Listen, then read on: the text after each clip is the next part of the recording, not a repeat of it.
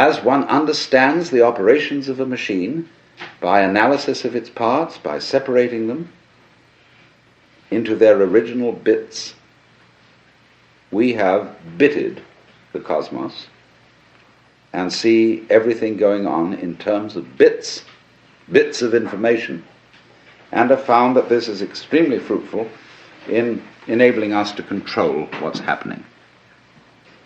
After all, the whole of Western technology is the result of bitting.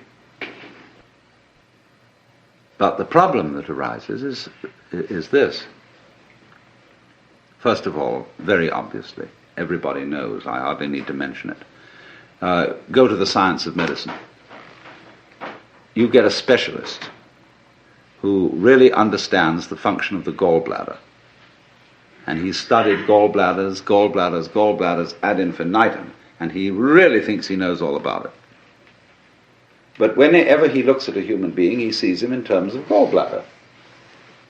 And so if he operates on the gallbladder, he may do so very knowledgeably about that particular area of the organism, but he does not foresee the unpredictable effects of this operation in other connected areas, because the human being's gallbladder is not a thing in the same way as a spark plug in a car can be extracted and a new one replaced. Because the system isn't the same. There is a fundamental difference between a mechanism and an organism which can be described operationally. Mechanism is assembled. You add this bit to that bit to that bit to that bit. But an organism grows. That is to say, when you watch in a microscope a solution in which crystals are forming, you don't see this thing of little bits coming in, joining each other and finally making up a shape. You see a solution where, well, it's like when you watch a photographic plate developing. Where suddenly the whole area which you're watching seems to organize itself, to develop, to make sense. Moving from the relatively simple and gooey to the relatively structured and prickly. But not by addition. So then,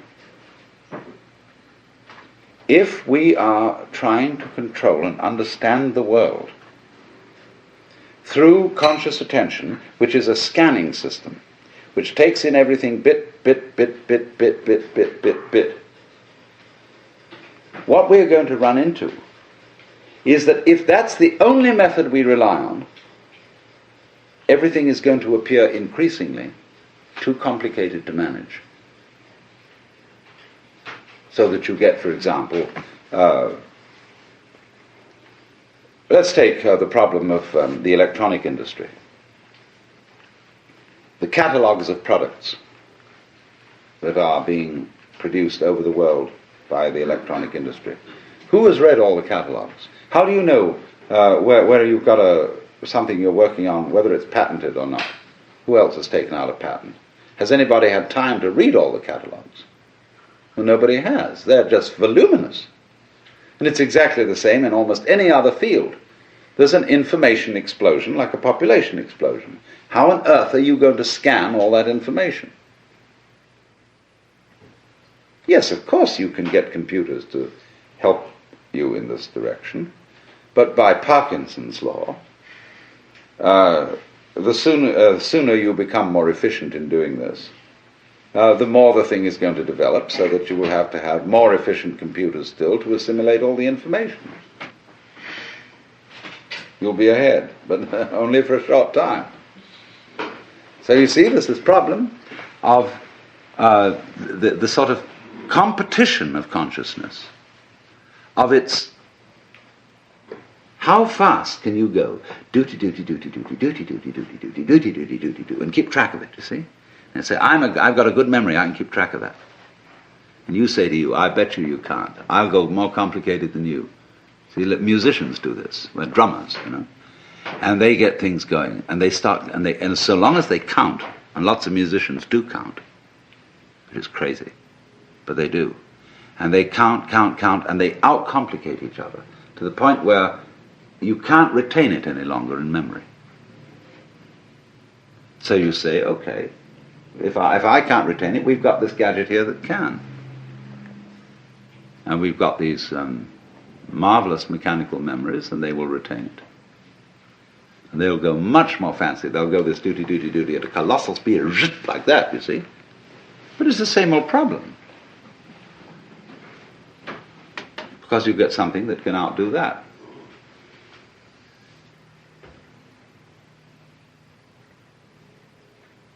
So we end up asking,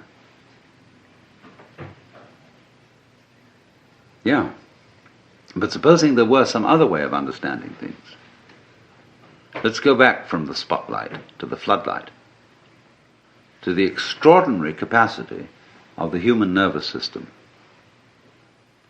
to comprehend situations instantaneously, without analysis.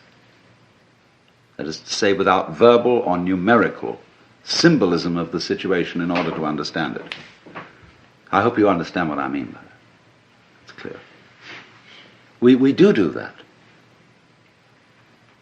We have this curious ability of pattern recognition, which the mechanical systems have only in a very primitive way.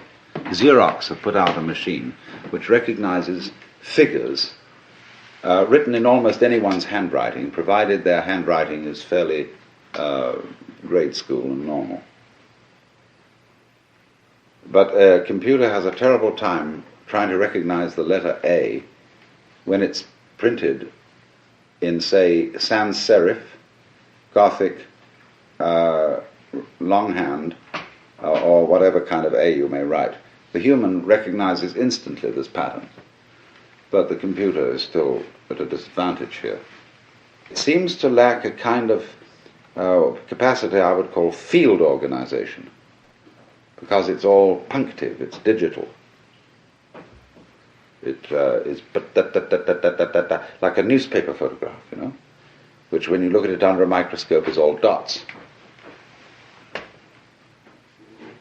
Now, so the problem is this.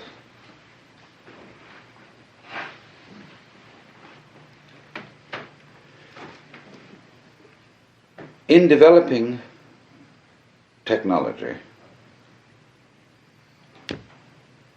are we leaving out of consideration our strongest suit, which is the brain itself?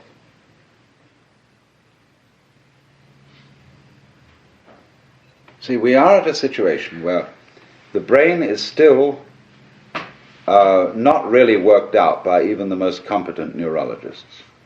It puzzles them. They can't give a model of the brain in numerical or verbal language. Now, you are that, you see. You are this thing. You yourself are this thing which you yourself can't figure out. In the same way that I cannot touch the tip of this finger with the tip of this finger. I can't bite my own teeth. But I, who is attempting to touch the tip of this finger with this finger, am, by the sheer complexity of my structure, far more evolved than any system which I can imagine. This is, in a way, slightly akin to the Gödel theorem, that you can't have a system of, say, a logic which defines its own axioms.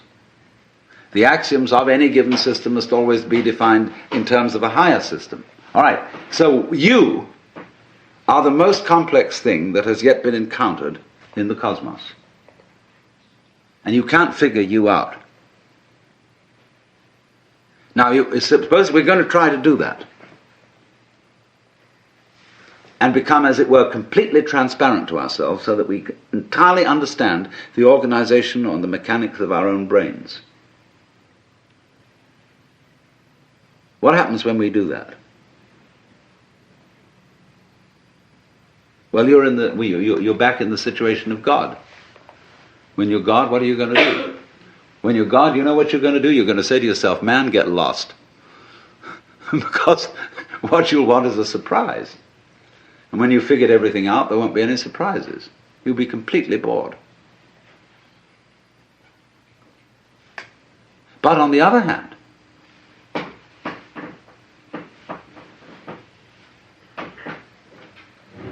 a person, I would say, who is really functioning completely is basically a person who trusts his own brains and permits his brain to operate at a more optimal level.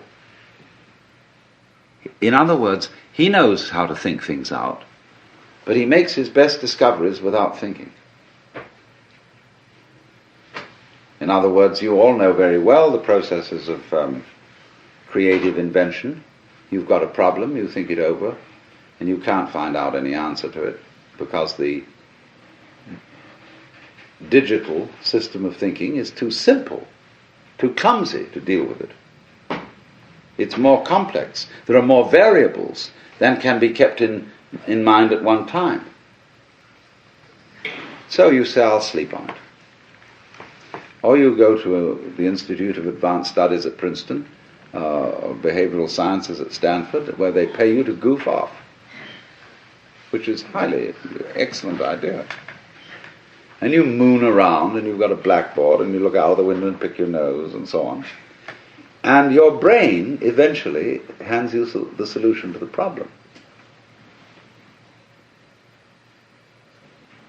And you immediately, because you have technical knowledge, you recognize that's a solution. But then, naturally, you go back and check it. And you work the bit-by-bit form of thinking on it and see, now, does it come out in those terms? And if it does, everybody will agree with you, yes, that's the answer. But if it doesn't come out in those terms, they won't agree with you. Because you haven't subjected it to the socially acceptable, traditional form of analyzing knowledge. But here's the problem. It takes an awful long time to check these things out. It takes an awful long time to arrive at the solution which you got like that by a purely calculative process. Most of the situations of life are such that they don't wait for us to make up our minds. So that an enormous amount of carefully worked out scientific knowledge is trivial. All very well, very finely worked out, but much too late. Because life comes at you from all sides, all over, everywhere at once. And the only thing you've got to deal with that is the thing inside here, in the skull. Now, I'm not saying this to put down all this marvelous work of calculation, brought to immense sophistication electronically and so on. Not at all, because actually you people are the first people to understand the limitations of your own kind of knowledge. And you're going to have to tell the politicians about this. They don't understand. They think that this kind of knowledge is the answer to everything. And I think most of you know it isn't. Which is not something, I repeat, against technology. It's only saying that when you walk, you put your right foot forward. And that's fine, but then you must put your left foot forward.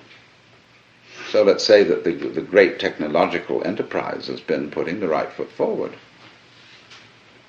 But you must bring up the left foot. That is to say, bring up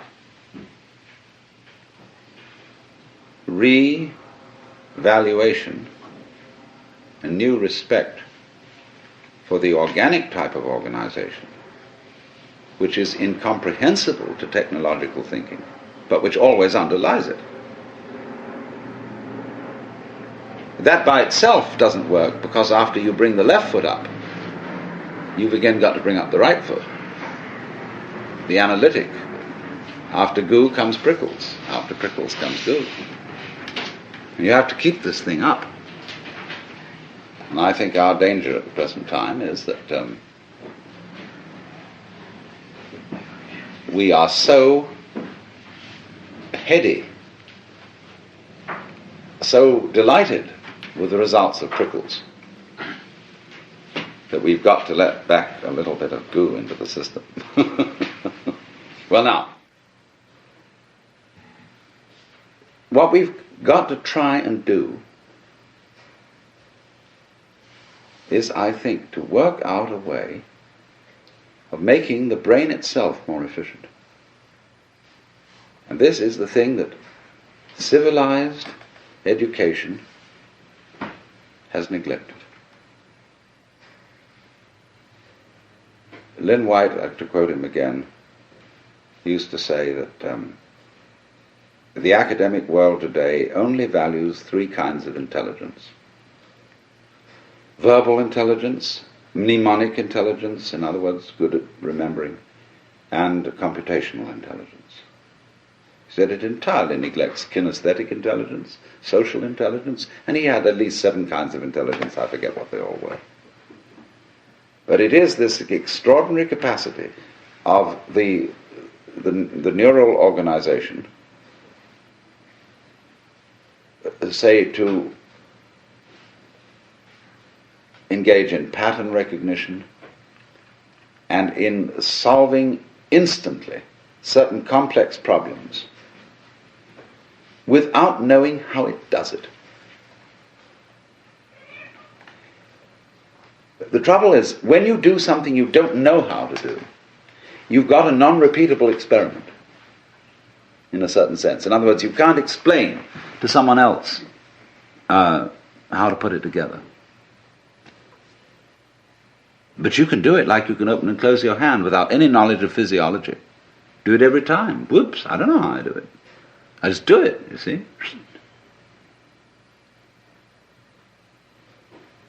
So we have an enormous potential of intelligence, of knowing how to do all sorts of things, which, to the extent that we are academically minded people, we won't allow ourselves to do, because we can't explain it. You know, for example, there's a way of cooling a brazing furnace. It's very simple. But engineers say it's theoretically impossible. It can't happen. It's like bees can't fly by the laws of aerodynamics, but they do.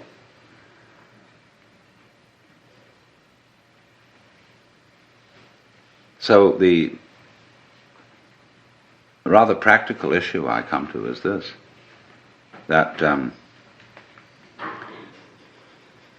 technology, if it relies exclusively on linear thinking, is going to destroy the environment.